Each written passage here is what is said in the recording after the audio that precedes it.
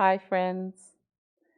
Never have I felt more challenged than in this most recent struggle that our city is involved in over granting the Black community 5 Black majority voting districts that it's entitled to.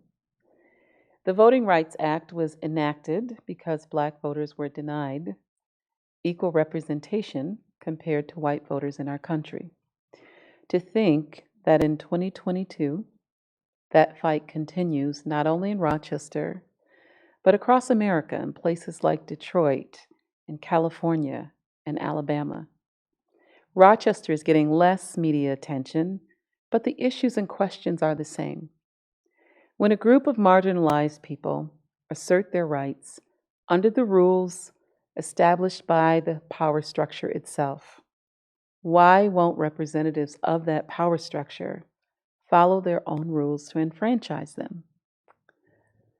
Why are power brokers in cities across America spending thousands of dollars asserting paternalistic culpability narratives, bringing in people that they call experts who exist outside of the marginalized people's reality, and choosing self interest over enfranchisement of collective Black communities?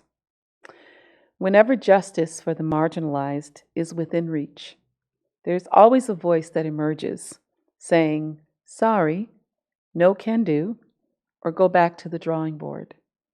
This decentering and deciding for minority communities instead of listening to them is all too common. Dr. King and so many others gave their lives to ensure equal access and proportionate representation in a white dominant power structure, and yet still we struggle for equity and inclusion. So I find myself asking, what would Jesus do? Would Jesus center himself over the lives, the needs, and cry of the poor and marginalized? Or would he trust they knew their reality and offer himself in the ways that they were seeking? Would Jesus delay justice, access, shared power, equity, and healing for women or lepers or blind people or orphans or widows or Samaritans or children, for fear of losing political or religious patronage, influence, anxiety, reputation, or favor with those of his power structure? Of course not. It is why he ended up on Calvary's cross, having nothing left to give but love. So let's pray that we can begin to love Black people and those on the margins enough in this country and our city to give them what they seek without injecting resistance from a place of institutional and systemic power that displaces, decenters, ignores, and disallows their voice and need for justice. Reflecting on Jesus and the prophet Micah gives me clarity during these difficult times. As I pray for the passing and the approval of the 5 Black majority voting districts, I think of Micah the prophet when he says, God has told you, O mortal, what is good, and what does the Lord require of you, but to do justice, to love kindness, and walk humbly with your God. Do you love poetry? We invite you to join us for a poetry night on Friday, October 21st at 7 o'clock in the Shaw Room.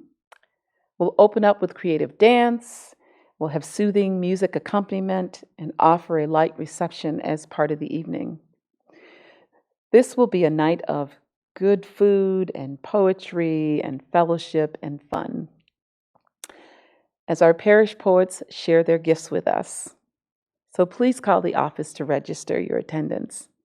We invite you to plan to join us for our Riverwalk on October 23rd to support the Mental Health Center as we center its care of the most vulnerable in our community. It has been such a refuge for those who are uninsured or underinsured. You can invite your family and friends to sponsor you. Registration forms and sponsor forms can be found on our church website, and more information can be found on our Mental Health Center website. If you're not walking and looking for someone to sponsor, Eileen Hurley and I will be walking and would be happy to be sponsored by you. So thank you in advance for keeping this place of healing and transformation going.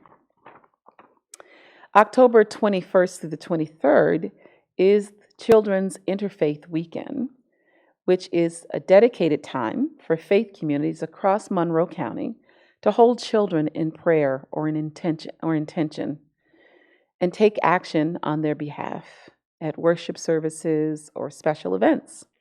So Spiritists will participate in this call to prayer at our liturgies. For more information, check out our website. We send our deepest condolences to the Torregrossa family on the death of their daughter and granddaughter, Tia Torregrossa. Our hearts are with you, our love is with you, our prayers are with you as you go through this very difficult time. Well, friends, don't forget to be light and salt this week as you go out into the world, knowing that God is always with you. This comes with love, and I'll see you next week for our weekly Pastor's Update. Take care.